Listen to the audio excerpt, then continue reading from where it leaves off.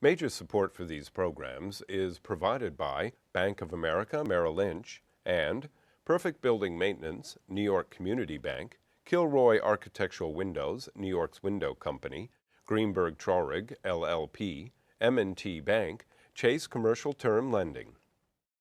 Additional support is provided by Briarwood Organization, Bruce Mosler, Capital One Bank, Cassidy Turley, C.B. Richard Ellis, Chelsea Lighting, Cushman and Wakefield, Dime Savings Bank of Williamsburg, Douglaston Development, DDG Partners, Hal Fettner, Durst Fettner Residential, Friedman LLP, Accountants and Advisors, Gemini Real Estate Advisors, LLC, Genova Burns and Gian Tomasi, Investors Bank, James D. Kuhn Real Estate Center at Syracuse University, James Orphanides, Centurion Holdings, Corman Communities, Madison Realty Capital, Margolin Weiner and Evans, LLP, Certified Public Accountants and Business Advisors, Massey Knackle Realty Services, Meridian Capital Group, Newmark Knight Frank, Sterling and Sterling,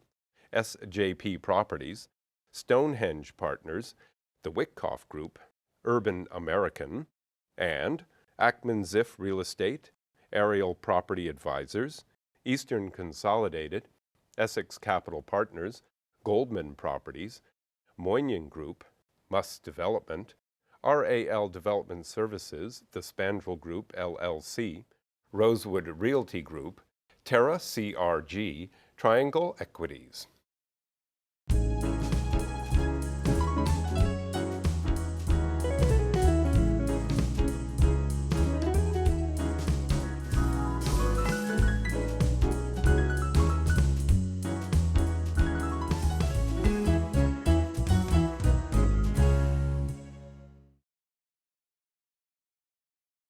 So it's called the Four Seasons Restaurant. It's a landmark. There are very few landmarks in the country of a restaurant. And today I have the proprietor. I have the man behind the Four Seasons. I have the man who has a very interesting life. Beehives, writer, beekeeper, restaurateur, you name it. I'm happy to have Julian Niccolini. Thanks for being here today. Thank you. Thank you for having me. So Julian, let's talk about your family. You said to me that your father got married late in life because it was his second wife, right? Of course, yes. Tell me about your mother and father. My father, before he married my mother, and basically during his life, he was in the army, in the Italian army. And in the 1940, he became a partisan. He became a partisan fighter. And I remember very clearly that he was a tremendous human being. He was a tremendous man. But beside that, it's unfortunate that I am from his second wife, unfortunately, because of the fact of what happened during the war. And it's because of the fact that my father's family was totally gone during the second war. Now, when I was reading one article about you and your dad, you were saying that your dad, when people, because he was with the partisan army, they had a person, and most of the partisans wanted to kill any of the soldiers because they were with Mussolini, but your father was like the decision maker, right? Well, it was not really a decision maker. My father was a partisan fighter. He was part of the resistance in Italy. And during 1942, 1943, and 1944, and then 1945, he decided that the best thing to do for the liberation of Italy was to be part of the English and the American side. And that's what he has done all his life. And so once the fascists decided that my father was not really with them, but it was actually with the liberation of Italy, I mean, they decided to go after whoever he touched, including my mother's side.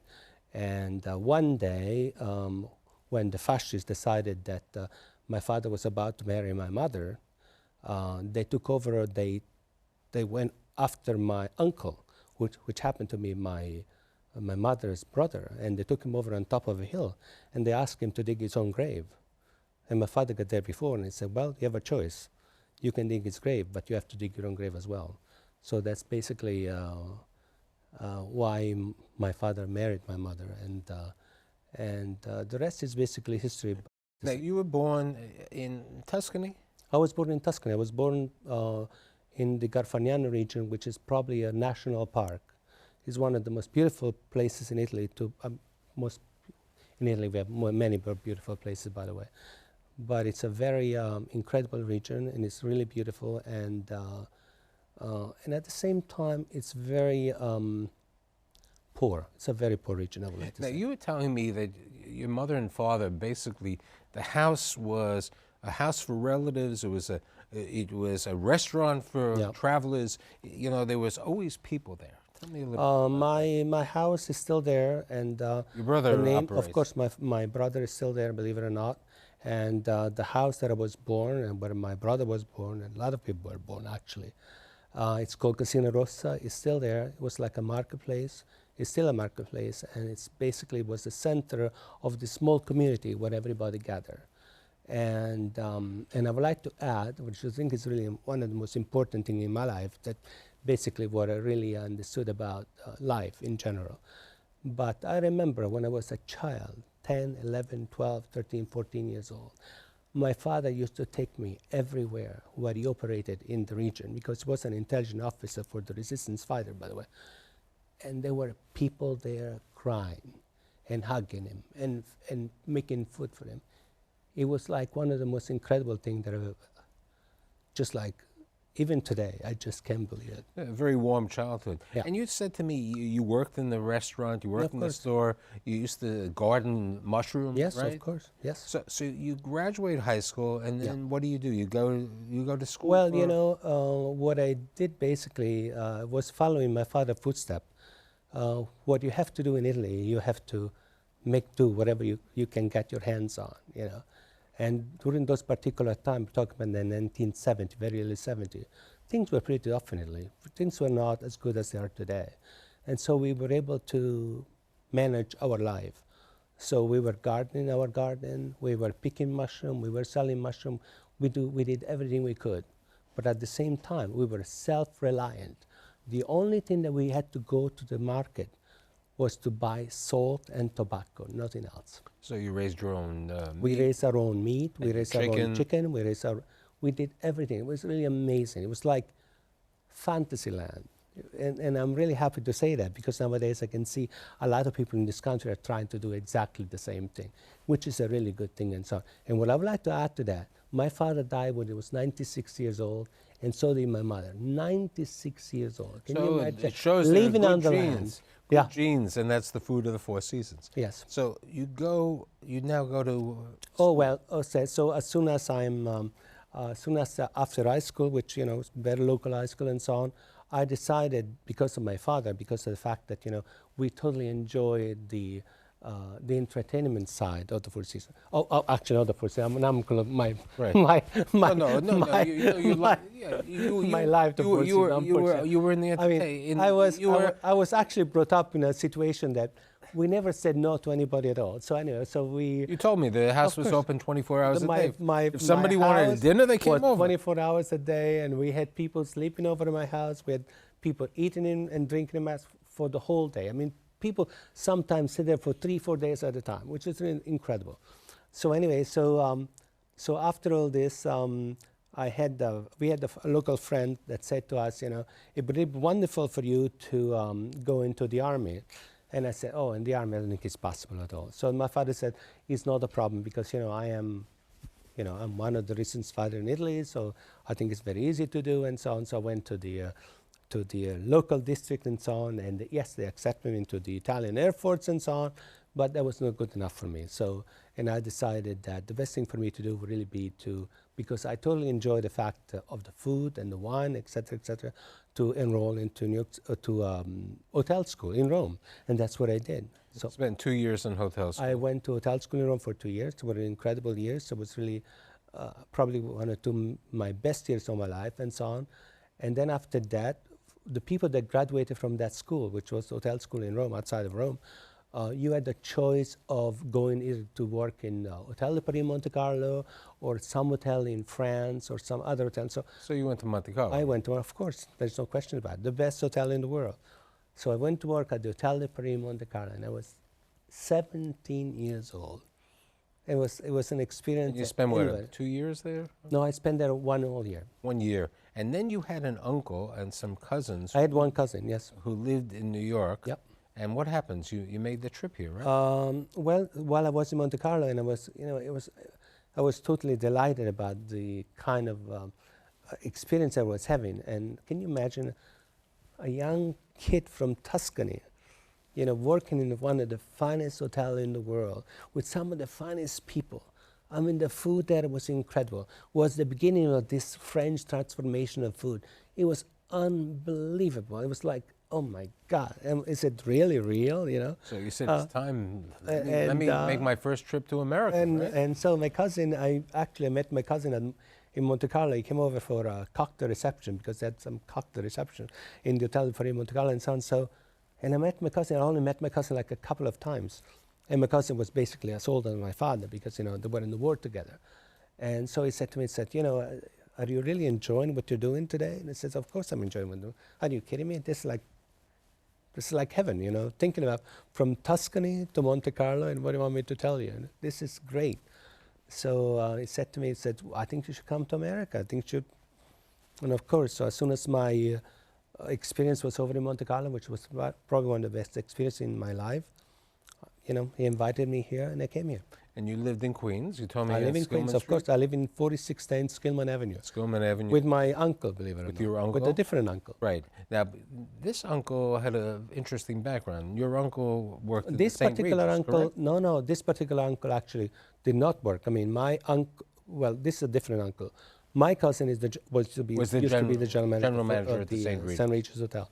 So this is actually the individual who helped me the most. So yes. you come over and you decide, because we're on the City University station also, you enroll in the program at... Well, my cousin, Hermano, by the way, that was his name.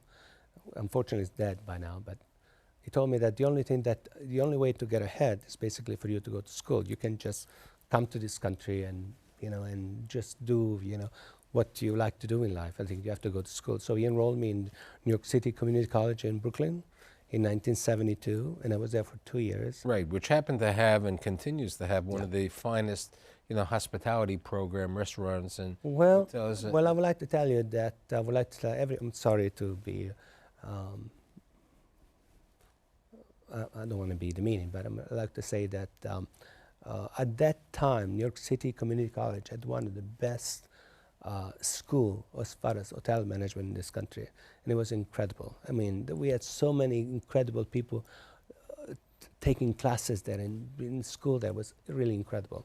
And many good chefs and many good operators, were over there. So during that, you finish that program, you work a little bit part-time in the St. Regis. Yes. And then you get a job where? Well, so I worked part-time at the St. Regis Hotel, because basically my cousin wanted me to help me out, wanted to make sure that I knew exactly what I was heading to and so on. So all of a sudden, we're talking about 1975 almost, and I went to the Four Seasons restaurant, and Paul Covey was the owner then, which lasted for a very long time, lasted for about 25 years. And I said to Mr. Paul Covey, I said, I would like to work here. And he said to me, I don't think you can work here at this moment because, number one, you're too young. You're probably about 21, 22 years old and so on. And he said, but you should apply for a job in every French restaurant humanly possible, which I did. And every time I applied for a job in any French restaurant, from La Côte Basque to La Grenouille to Lutèce and so on, I was always rejected, even though I spoke French, because of my experience in Monte Carlo and so on. And so I'll take my rejection. What do you want me to tell you? I'm Italian after all, I'm not French. So I went back to Mr. Paul Covey and I said, Mr. Covey, everybody that I went to, they all rejected me. So what do you want me to do? And he said to me, go over to the Palace restaurant. Right.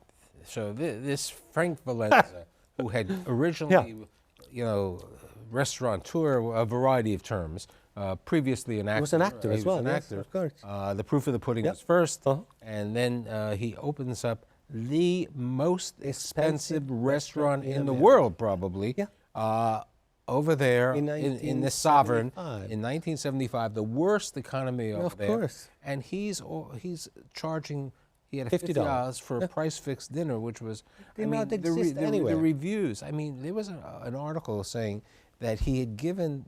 He had an unlisted phone number. That he did. he had an unlisted phone number. You had to get in there. The place only held 50 people. Never even had that many people there. And then, besides that, what happened was one time he gave away 6 gold-plated or gold-carat credit cards, where these people spent like $10,000.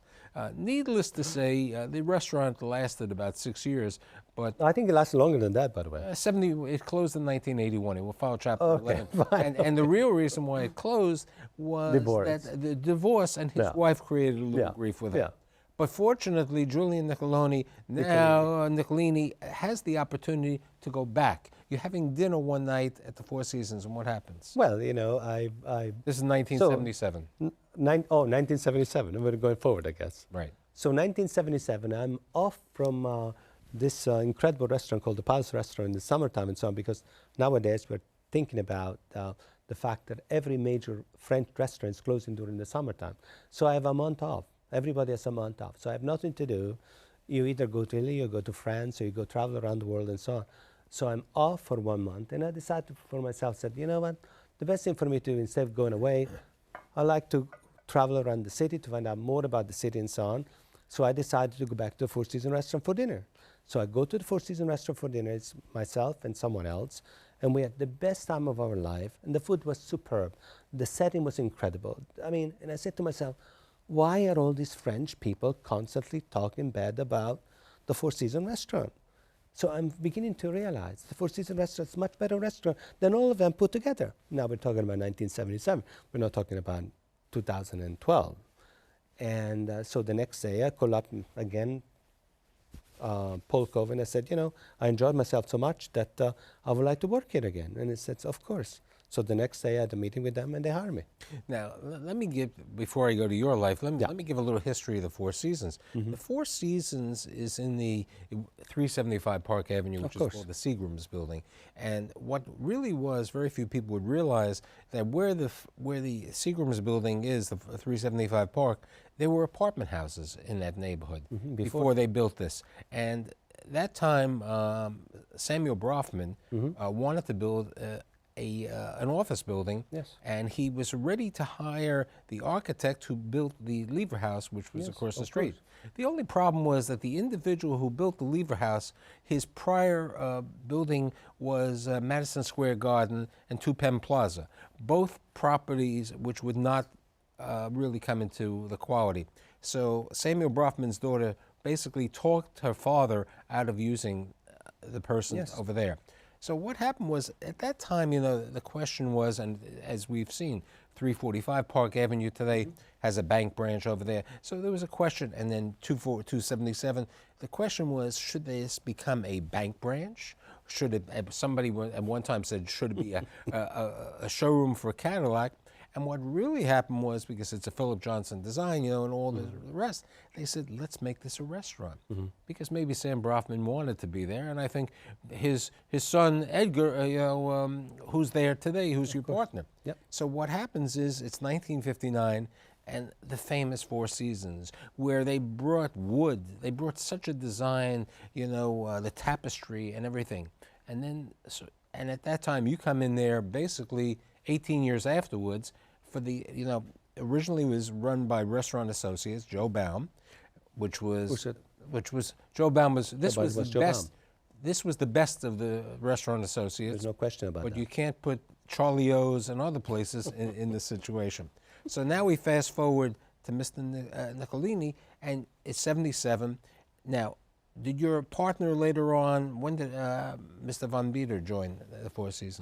Alex joined the Four Seasons 1 year before me. I think he joined the Four Seasons in 1976. So tell me about, before you and Alex bought into your interest, what did you do at the Four Seasons over the years? Well, we were working there full time, just like we're working today. I mean, I would like to tell you that the Four Seasons restaurant is a restaurant, but it's a restaurant like no others. We really care about our customer. We really care about what we do every day. We reinvent ourselves every day. There is no restaurant in New York City like the Four Seasons restaurant. And I would like to, I would like to add, if I may, think about it. The restaurant has been there since 1959. How many restaurants are in New York that have been continually successful since 1959? We understand that there are some tough times and so on, but we're still surviving. We understand a lot of things about New York. But the Four Seasons is more than a restaurant. The Four Seasons, I hope so, besides a restaurant, which we'll get to in a second, the Four Seasons is an institution. I mean, there aren't landmarks in the city of New York that the Landmark Commission. I would like to say that Four Seasons restaurant, it's a restaurant that cares about people. Right. Let's put it this way. And there's two distinct. I mean, as you were saying to me when we got together last week, there are different type of people who go to the Four Seasons for lunch, and there's different people come for dinner. Of course. The dinner people, in many cases today, are really out-of-towners who have read 75%, as you said, are from out of town. Yes, of course. But the Four Seasons has, you have the, tell me about the grill room, the pool room. Let's talk. Well, the Four Seasons is a big restaurant, as you know. The Four Seasons consists of two restaurants, the grill room and the pool room. The grill room is a smaller restaurant of the two. The grill room is basically the restaurant where the power lunch was basically, I don't know how to say it, was basically coined. Everybody nowadays uses so-called power lunch, power breakfast, and so on. Now, did Philip Johnson, who designed the Four Seasons, because I read one such article, he had eaten lunch every day at the same table until the week before he passed on. Philip Johnson used to have exactly the same table every day until about 3 months before he died, because, 3 months before he died, he was no longer there, yes. But there still are a lot of people today in the grill room for lunchtime that have been there since I started there, 1977. So we're talking about over 30 years. I don't remember anybody before that, but since 1977, I can attest to that, and I can even mention name, whether it's Dr. Kissinger, or Pete Peterson, Ralph Lauren, whatever. It's like, so why, as you said, there's La Gramouille, there are La Bernardine, there are places, and La Bernardine is only 20 years. Why do people congregate at the Four Seasons? I think that people like to come to the Four Seasons restaurant for a very simple reason, because it's one of the most beautiful restaurants in the city of New York. It is designed to be a restaurant. It is a restaurant that you can sit down at any given table and nobody can hear your conversation, whether it's in the pool, whether it's in the grill and so on. So it's perfect. So people don't necessarily go out to have a special meal. They go out to entertain other people. They go out to have a meeting. They go out to enjoy themselves. So that's what we try to do. Yes. Something that you and I discussed, which is something that Bruce Bozzi said, he had to relax the dress code. Of course. At the Palm. Now, what has happened, people, We had to relax the dress code at the Four Seasons as well. There is no question about it. I mean, nowadays, a lot of people do not like to wear jackets, and there is nothing we can do to force them to wear a jacket. I mean, even today, Pete Peterson was at the Four Seasons restaurant celebrating his birthday, even though, it was only a party or two, and somebody showed up, he was not wearing a jacket, and he said, well, are you relaxing your jacket requirement? I said, of course not. I mean, this is what I have to do. A lot of people are not, they don't care about wearing jackets. Now, let's talk about the Four Seasons, because people come there, the ratings, the reviews and everything, the food continues to be there. Of course. Quality of the food, and relating a little bit to what you were saying to me about what your father and mother did of course. in Italy, the natural food. The most important thing that you have to deliver to our customer, it is food that you will be able to eat yourself. Food that is really good for you. Food that is not farm-raised stuff. I'm not talking about farm-raised meaning, in any specific way, but I'm talking about, we're not going to serve you fish that it is farm-raised. We're serving you the wild stuff.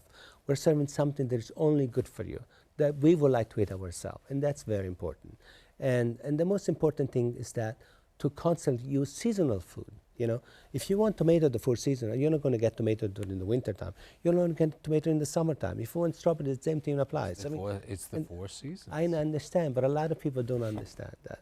So that's what we're trying to constantly emphasize. Now, over the years, in addition to being a restaurant, the Four Seasons has been a place for very, for weddings and bar mitzvahs Of course. and parties. A couple of months ago, Same-sex the approval of same-sex marriage. Of course. You had this major event, which was written up in a variety of publications because the person wanted to be at the Four Seasons. Of course. And you have all of these events. Well, as far as I'm concerned, Four Seasons, it's on 52nd Street and Park Avenue.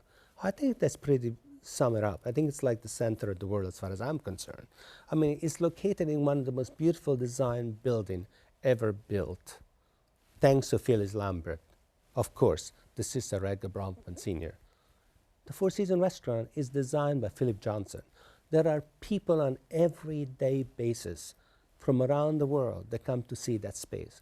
Now think, you can still come to the Four Seasons restaurant today, tomorrow, and next week. We have exactly the same tables Right, that they were there in 1959. You have the same tables, you have the same beads, I know. you still have the That's same 20-foot amazing. ceiling. Can you imagine the stewardship that we've had to make sure that what we're doing today is really for the future? So what you've done, let's understand. We had restaurant associates who ran it at the beginning and then went out. Then you had Paul Covey who took it over and they gave it to us. resurrected it. Exactly. Okay, and They then totally then resurrected you and Alex. We are continuing you the continue resurrection. the resurrection Yeah. along with Edgar over Of there, course. and Edgar who Yeah. has lunch Yeah, of there course. every day. Yeah. And it's just the situation. But you've done other things. You've instituted these wine. Of course. No, look, we do everything that is imaginably possible. We have done wine dinners. We do the Bordeaux wine dinner every year. We do a Brunello wine dinner. We do a Bordeaux wine dinner. We do a California wine dinner. Do you do a bee dinner too? Because Not yet, No, but no, I think I should. Yeah, but you see, look, you've been a writer. You've been on TV. And believe it or not, I even make my own wine. Wait, but you told me about the bees. Now you make your own wine. Do you serve the wine there too? Of course we serve the wine of the Four Seasons. It's called Julian of the Season. It's a Sauvignon Blanc made in California by my daughter. And we also make one of the finest Cabernet Sauvignon made in California by my daughter as well. And it's called Julian of the Season. And just today, we just launched a club, Julian of the Season Wine Club. So it's incredible. So let's talk about the bees before. The bees. You got a beehive a couple of years ago. Yep. Now you've been raising bees at your home in Bedford. Yep. And you sell. I sell my honey, of You course. sell the honey. Well, a couple of years ago, a friend of mine gave me a beehives for my birthday.